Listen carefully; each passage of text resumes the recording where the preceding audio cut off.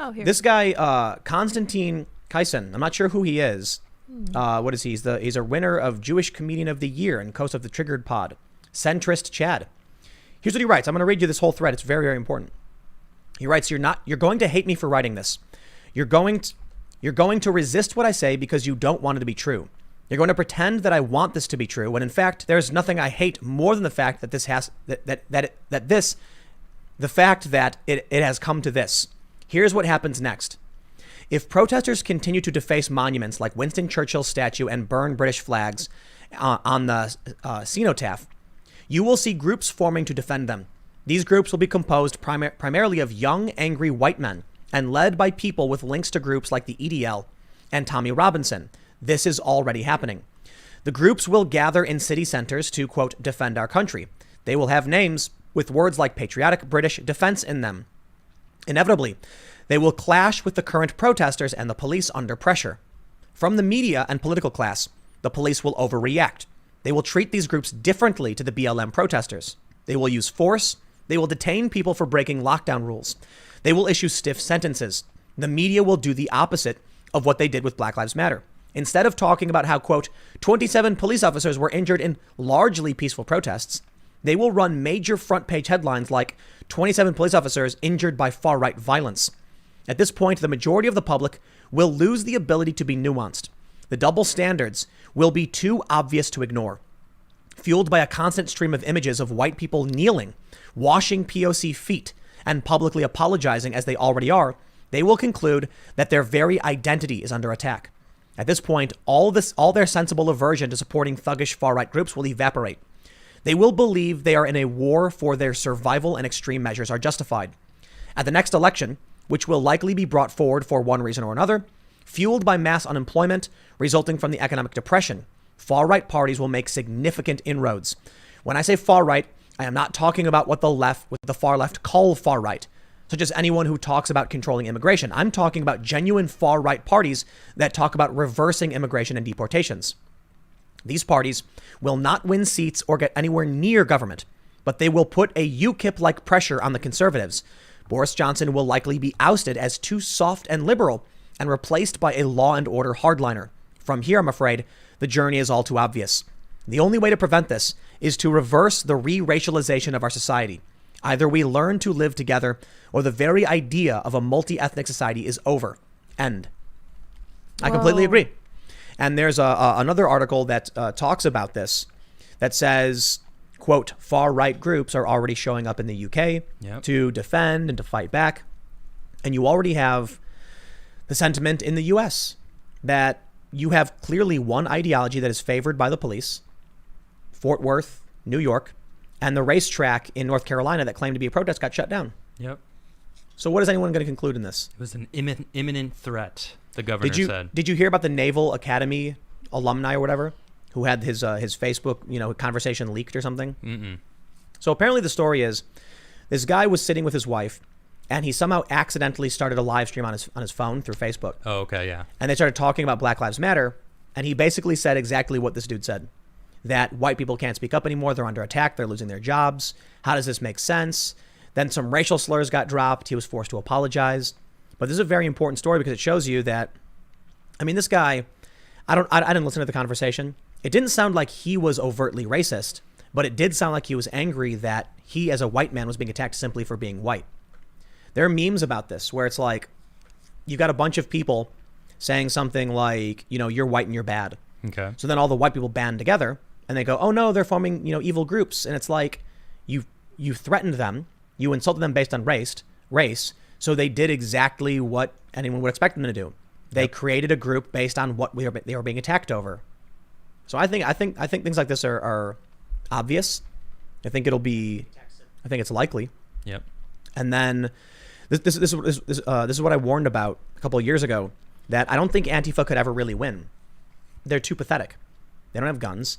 They're whiny and they collapse under pressure. Yep. And when they finally do see a few blocks, they're like, please bring us vegan meat substitutes. as a sign of their privilege and their expectation of what they're owed. Yep. So here's what I think is a likely potential for what we'll see, coming off of this statement from this guy, Konstantin. The far left and their constant rioting and their attacks are creating a secret base of Trump voters. Trump and the Republicans will win. The left will freak out. They'll get even more aggressive, and regular people will say, please just make it stop. Yeah. And Trump will, by sending in the military, invoking the Insurrection Act, and shutting it all down. The people will beg for the authoritarian police state, and they will get it. And then you will have this constant fear in people's minds, which will result in, like what Constantine was saying, a bunch of far-right groups start emerging. Then you end up with, more white identitarian politics, and people just start reverting to the rules of the past, 40 or 50 years because they're scared. Yep. And that's the fault of the left. This actually kind of worries me because I think the far left pushes so hard to the left because they only ever think that they will win. And I don't think they recognize that their action is going to cause a very strong opposite reaction, because it turns out that people don't really like the far left all that much. They don't like being controlled. They don't like authoritarianism. It's not just that. It's that you're right. But it's also what we're seeing from these leftists goes against the grain. So when you have somebody who grew up in this country and they're like a dude and they're like, I like playing football and I like attractive women. I like women with big boobs. And then they get told they're wrong and to shut up and you're toxic, they get angry. It's not even about being white. It's about being told that everything you do is toxic all the time, and no matter what you do, you're wrong and you're bad, and they get angry and they hate it, and they want to find somebody who they can relate to. Right. What the left is trying to do is essentially rewrite normal human biology. Yeah. They're trying to claim that they say that there's they've literally said that biological sex isn't real. And they love playing this game where they're like, literally no one believes that. And it's like, dude, what's the guy's name? Nicholas Matt. Yeah, in the debate with Jordan Peterson, where he was like, basically, it is not true that there's a thing as biological sex. And we can unpack that at length. I'm a historian of medicine. I can unpack that, but for the interest in the interest of time, I won't. They really do believe it. When J.K. Rowling came out and said, I respect and love all of my trans friends, and I will fight for you, but I have the lived experience of a female and believe that should be protected, she got attacked for it. Mm-hmm. So you take a regular person who knows nothing, right? Mm-hmm. And put them in front of a fascist who says, family, God, tradition, and they're going to be like, I recognize these things. And they're going to say, baby, it's cold out night. I remember Christmas when I was growing up. You take the far left and they're going to say, you're not actually a woman, you're a menstruator. And they're going to be like, what? That is so insulting. Yeah. And who do you think they're going to pick?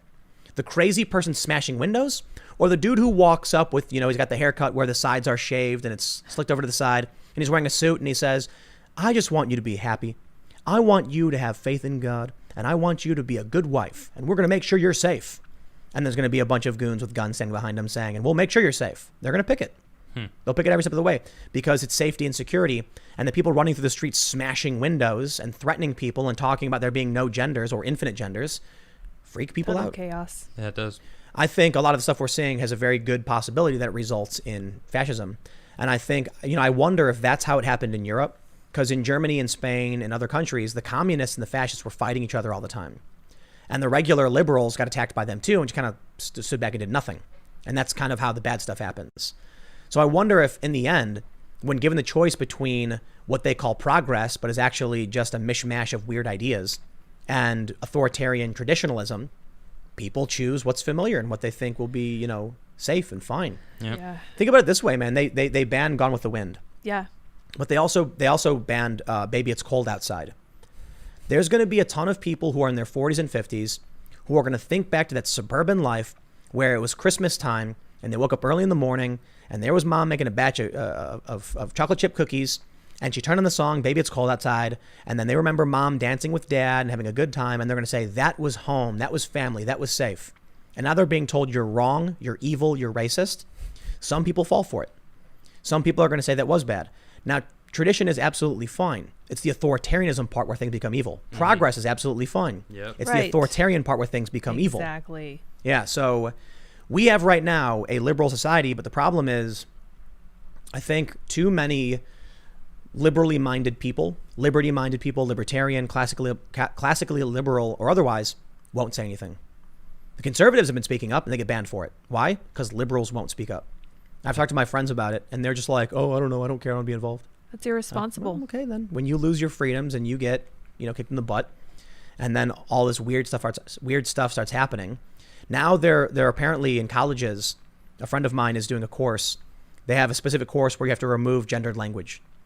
So it's like what we saw with that UN segment where you call your landlord your owner. Yep. Yeah, that's in college, and it's a part of their mandatory curriculum. Yeah, they're infiltrating the colleges and changing curriculum for their end. Yeah, so that's not new. I actually had a friend who lost a girlfriend. She broke up with him because she took a course on this kind of language and gender changing stuff in college. And she's like, you're part of the patriarchy. I'm sorry, I can't be your girlfriend anymore. I've heard so many of these stories on like on Reddit. Yeah. People are just like, my girlfriend went to some feminist class and all of a sudden she's like, I have to break up with you because you're the patriarchy. It made me so mad because it was my friend. It was a super nice guy. And I was like, dude, it's not right. Welcome to the brave new world. 1984. Everything mishmashed a little bit. We got a little bit of Fahrenheit 451. We got a little bit of Brave New World, and yeah. Hey, Konstantin Kaisen's new special is called Orwell That Ends Well. Oh, interesting. Online, who is he? I don't know who he is. He's a comedian, and man, he is based. He just is talking about 2 + 2 = 4. Biological sex is real. Men and women are different. So I followed him. I kind of like him. Somebody retweeted this thread from him, and he says he's a centrist, Chad. And yeah, but his thread was right. I've been saying this. I've been thinking it, and it's what actual white supremacists are hoping for. I'm not trying to say that everybody on the right is. That's not what I'm saying. I'm saying that the small, tiny fraction are crossing their fingers, hoping that white people are forced to be identitarian. They want it to happen. Yep, they want it, and I think they're going to make it happen. And you know what? I don't. You know what? I don't like it. I like the idea of America being a melting pot where we can all hang out together, and our shared identity is that we're Americans. Boom. Yeah.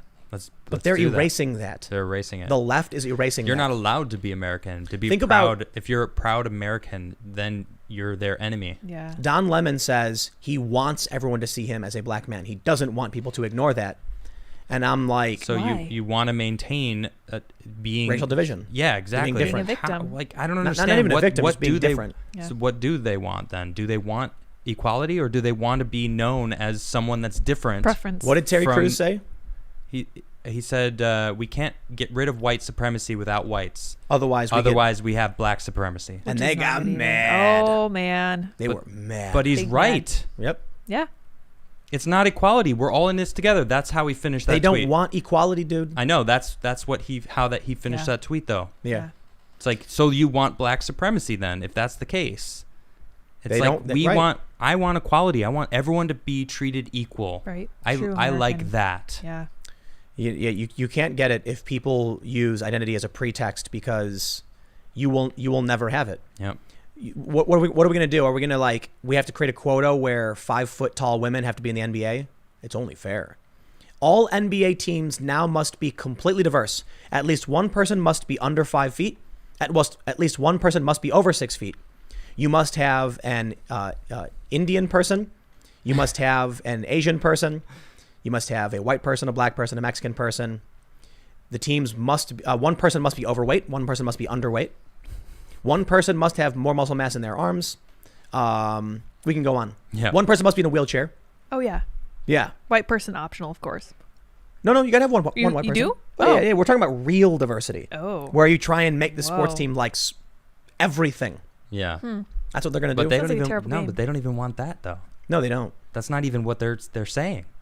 I think a lot of these people that we see, like high profile Black Lives Matter people, like Ice Cube, for instance, are probably followers of Farrakhan and the Nation of Islam. Yep.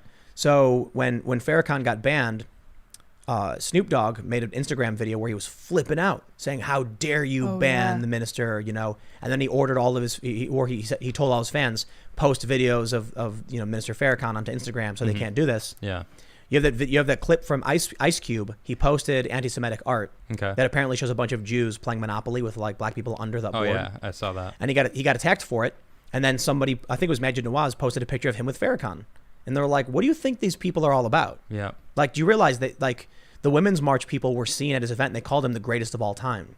They really do support this guy and his ideas, and he says a whole bunch of crazy stuff. So I question when they prop these people up what they really want. Mm-hmm. Well, just look at who they follow and who they think is the greatest of all time, and you'll get a better understanding. That's not to say everybody believes that stuff, but thanks for checking out this clip from the Timcast IRL podcast. We do the show live Monday through Friday at 8 p.m. If you want to catch the full show, tune in to this channel, subscribe, hit the like button, or check us out on iTunes and Spotify, and we will soon have this podcast up for free on all podcast platforms. Thanks for hanging out, and we'll see you all in the next episode.